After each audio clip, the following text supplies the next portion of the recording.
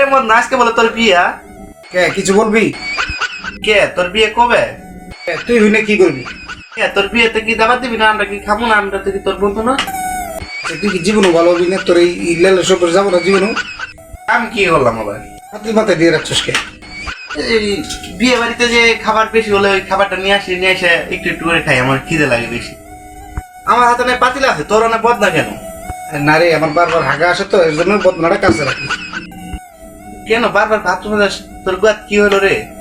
আরে কোশ না, এক জায়গায় বিয়ে খেতে গেছিলাম, ওই জায়গায় খাওয়াটা খেয়ে পেটের সমস্যা দিয়েছে, এর জন্যই বিয়ে করতেছিলাম।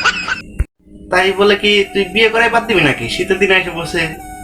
না বিয়ে তো করবি, চিন্তা করিস না, বিয়ে করলে দাওয়াত পাবি। তোর মতো লোকের দাওয়াত দেওয়াটা আমার ভুল, টাকা নষ্ট কিছু নেই, এমনি খেয়ে চলে যাস।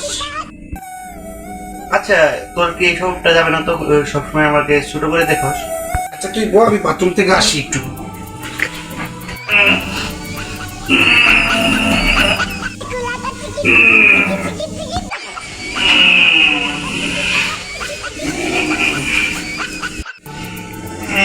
আরে দোষ, খুব কষ্ট হইল রে। আসসালামু আলাইকুম গাইস, আমাদের নতুন ফানি ভিডিও আজকে রিলিজ করার চিন্তা ভাবনা করলাম। বাট আমাদের ফানি ভিডিওটা নতুন অবস্থায় যদি ভালো লেগে থাকে তাহলে লাইক কমেন্ট সাবস্ক্রাইব করবেন ও আমার মামার মুখ থেকে কিছু কথা শুনুন। হ্যালো গাইস, আশা করি আপনারা বুঝতে পেরেছেন, এই ভিডিওটা নতুন আপডেট দিলাম। আপনারা দেখে আমাদেরকে একটু জানাবেন ভালো হয়েছে না খারাপ হয়েছে, কমেন্টে একটু বলে যাবেন। আশা করি আপনাদের সহযোগিতায় এগিয়ে যেতে পারবো।